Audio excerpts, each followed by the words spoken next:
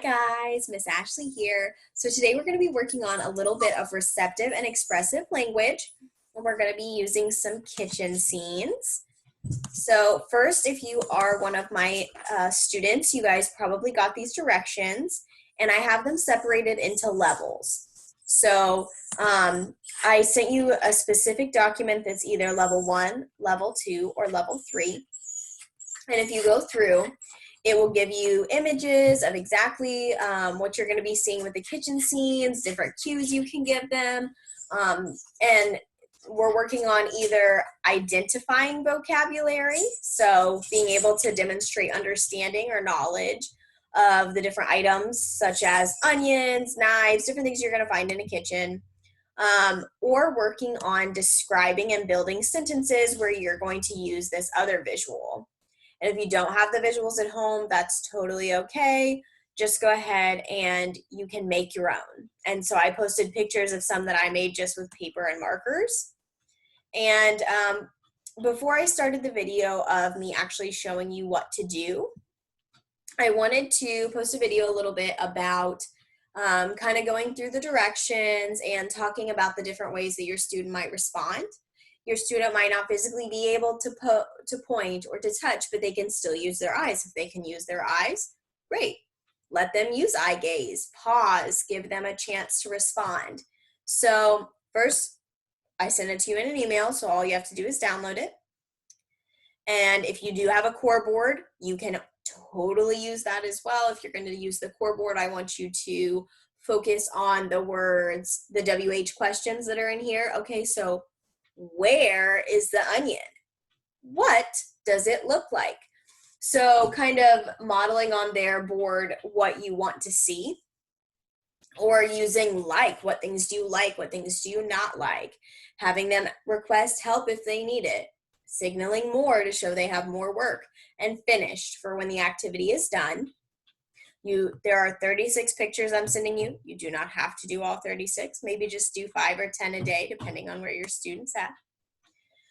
So for level 1, I want you to look at the second picture first. So there's the scene, and then after each scene, it will say, good job, you found the onions.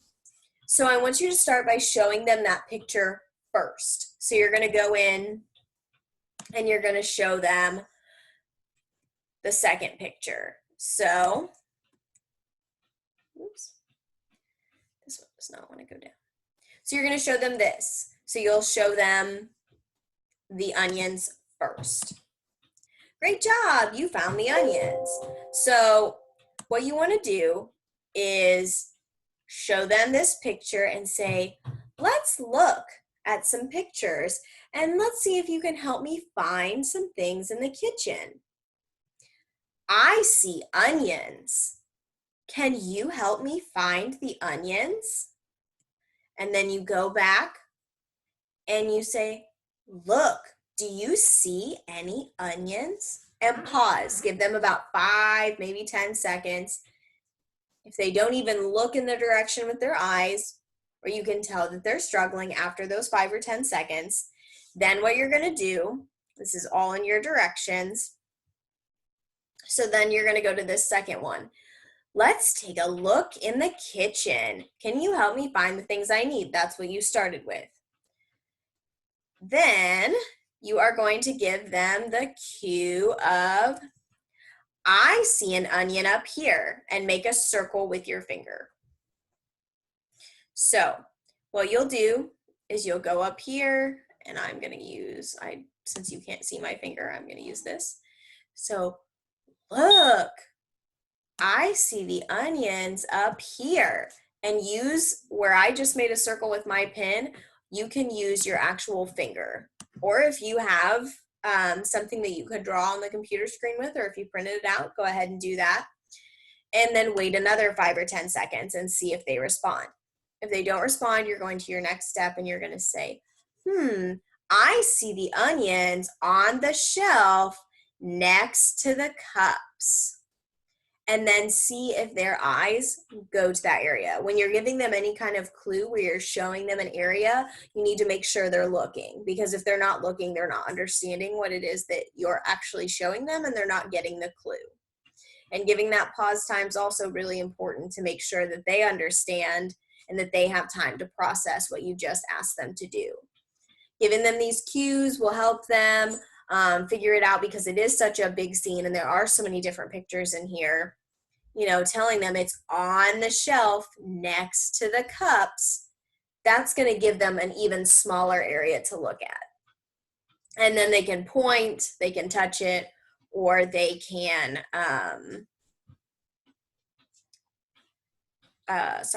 or they can use their eyes. My brain just quit for a minute. So that's level 1. And once we go up to level 2, you're going to follow a pretty similar way. Just with every picture, you're going to do something very similar. And always make sure you're giving them really good verbal praise. So after they find it, say, "Great job, you found the onion on the shelf." So you're giving them very specific feedback about what it is that they did correctly. And if you have anything at home, like maybe you have some onions, go show them the onions. That's an excellent opportunity to add that sensory aspect. Let them feel it. "Oh, wow, that feels smooth." Or let them smell it. "Ooh, PU, that smells stinky." Or you can kind of talk about how it looks. You can let them feel it. I don't know about an onion, but most of the foods that are in there, you could also let them taste it. And that'd be an awesome opportunity to use your core board as well to say, "Oh, wow, did you like that?" Or, "Oh, it looks like you did not like that." And I bet with an onion, you would probably get the response of not like. So once you go up to level 2, you're not showing them that second picture first. You're just showing them the scene, and you're asking them, "Can you find the onion?" Wait 5 or 10 seconds, see what they do. If the student's not able to find the picture, then you can give them another clue, maybe by saying, "Remember, the onion looks like a white circle." And you can use the describing aid that is for the visual building sentences and describing, and you could say, you could show them white circle, and that's totally acceptable to give them that little extra hint. If they're still having some issues finding the onions up here,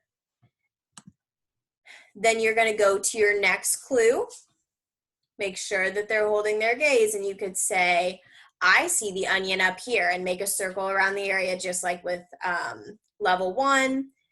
Again, if you have the objects in your home, please use them. It will really give them another way to experience that vocabulary and help them associate that experience with that word and with that picture.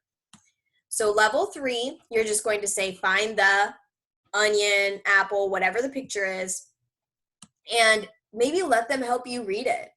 The pages are very repetitive. They either say, "Great job, you found the onion," or "Find the onion." So it's repetitive words on each page. So having them go through it with you, or even when you first started saying, "Oh, look, I found the letter F," or "I found the letter O." Working on literacy with this is an awesome chance because it is so repetitive. Once they have read the item, then you want them to point, look, or touch the correct response, just like in all the others. And if they're not able to find the picture, when you give them the clue, you could maybe say, "Remember, a knife is long and shiny." Like if you're wearing your wedding ring, maybe show them that shiny. Or you could use a DVD or anything like that. We use it to cut things, and that will give them another clue, kind of put in their mind what a knife is, and kind of help them find the vocabulary they're looking for. If they're still having trouble, give them another cue, such as, "I see the knife up here." Circle that area with your finger and ensure that they're following your gaze, just like in all the other ones. Once they found the correct one, pick something to help them expand their knowledge by seeing if they can give you some more information.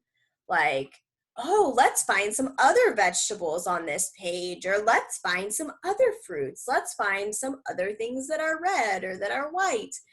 Whatever goes with what you're doing, but that will kind of, again, make more associations for that vocabulary word. So that's all you need to do for the receptive part. And then you're gonna go down, and the next level we're doing is describing and building a sentence.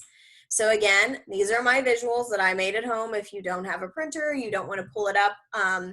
Both mine open in Adobe, so I have them right next to each other. So I have this one, I can click over it, and it immediately takes me to my receptive or my expressive visuals as well.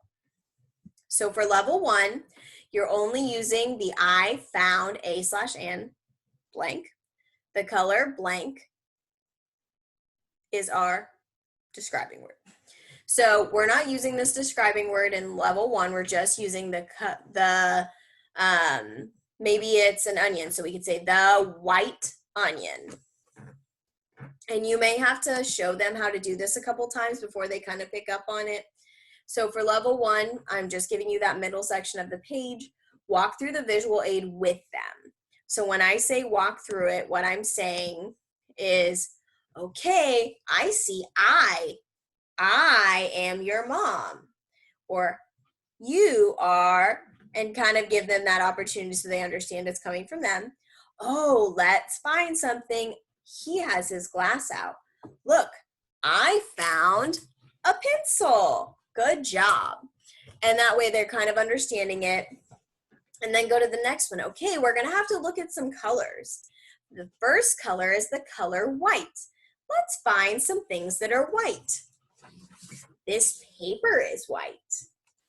Our next color is yellow. Let's find something that's yellow. This marker is yellow. My shirt is yellow. So kind of finding those different ways that you can kind of help them review that vocabulary before they're asked to use it. Then you're going to go back to your kitchen scene. So this tells you after you walk through it, again, if you have a nonverbal student, it's okay for them to use eye gaze, point, model, sign, whatever form of communication they're using, that's totally okay. They do not have to verbally respond to this for it to work on their expressive language. So once you have reviewed the visual with them, show them the picture scene and say, look, here are the onions, while pointing to the onions. And then once they see them, then you can go to the picture with the object on it. So what you would say is maybe, look, here are the onions. And then you're going to go to the next page. Okay, let's take a look at them and see what we could say about our onions. I found a onion. That sounds kind of silly. I found an onion. I found a onion. And kind of work through that with them if you're working on grammar. If not, totally okay. They can just say, I found onion. So then you're going to go through the onion is, let's look. What color is our onion? Our onion is white. The white onion. And walk through that with them. Again, if you're just maybe pointing to each one, so maybe you're saying the white onion and you're tapping it and they're just following along, that's fine. Even if they just say white, that's great. Then you say, right, the onion is white. So that's giving an expansion cue and helping them expand what they're saying. When you go up to the next level, to level 2, you are going to be using more of the sheet. So you're going to be using the question at the top. What did you find? And then see if they'll tell you they found an onion.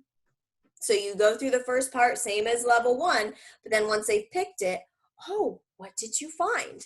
So they're working on answering questions as well. Walk through those 2 steps, and the only difference in this level is that they're answering that question and the amount of cues that you're giving them. Once you get to level 3, they're going to use the whole board. So you're going to ask them the question of what they found, walk through each sentence strip, but this time they're going to use words to describe the item. So they're going to use large or tall, or long, or short, or bumpy, or heavy, or light, or soft, or hard, or smooth. And it's okay, you can use hand gestures. When you're reviewing, like I had you review for level 1, you're reviewing the sheet, you're doing the same thing with them with level 3, but you have more to review because you also have these other describing words. So maybe show them something that's really large, like a TV or a house or something that's really big. Then find something really small. Like I might show, look, my hair clip is small. Or find something that's really long, maybe a string or a cord. Find something that's really short. Find something that's bumpy.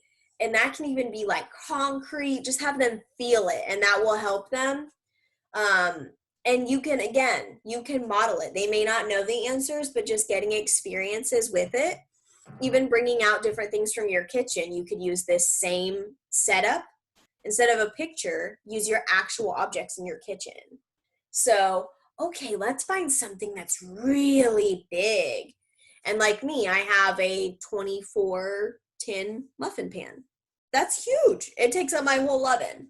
So that's something I would find and be like, wow, this is so big. It looks so big and it feels so smooth. What color is it? The gray pan. And kind of walk through it with them, just giving them exposure and kind of attributing meaning to what they're doing. It's going to help. You don't have to do a bunch of them a day. I don't expect you to do this all day. And I don't expect you don't have to go through every section with them. Work on where they're at and just try to work it in as much as you can. I also sent you guys the I Spy a while back.